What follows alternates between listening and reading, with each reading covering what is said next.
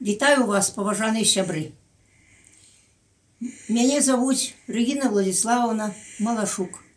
Я былая настаўніца пачатковых класаў. Усё сваё свядомае жыццё з маладосці і да пенсіі я працавала настаўніцай пачатковых класаў у школах Мінскага раёна.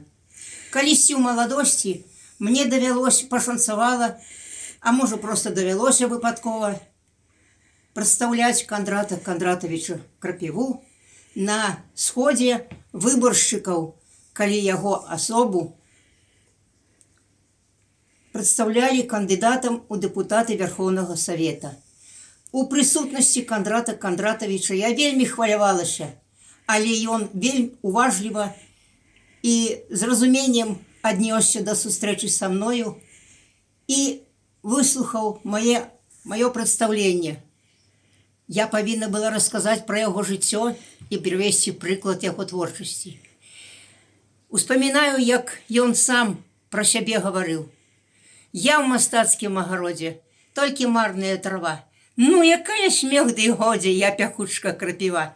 Я расту вось тут пад плотам і нядаўна узышла, а ўжо многім абармотам рукі, ногі папякла. Вось у гэтых словах Кандрат Кандратавіч Крапіва самакрытычна адносіўся да сваёй творчасці.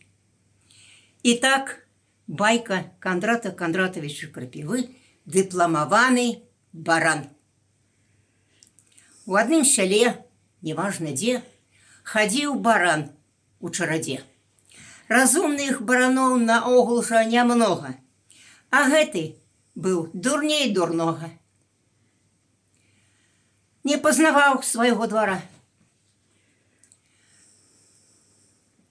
Відаць, што галава была слабая. А лоб дык вось наадварот. Такога не страшаў ніколі лбая. Калі няма разумніка другога, каб пабіцца капу двух, дык ён раз гоніцца і ў сцену бух. У іншага дык выскачыў бы дух, а ён нічога.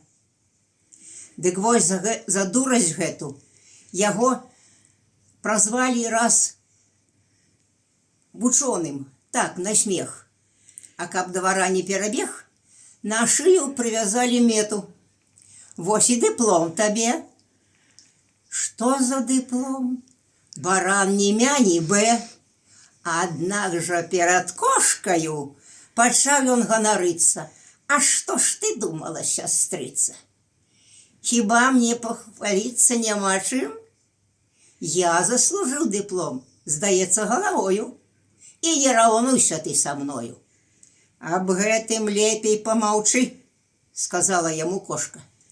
Каб быў ты разумнейшы трошка і розумам раскінуць мог авечым, то ўбачыў бы, што ганарыцца не чым, бо заслужыў ты свой дыплом не галавой, а лбом.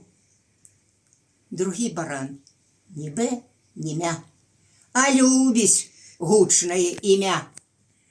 Дзякую за ўвагу.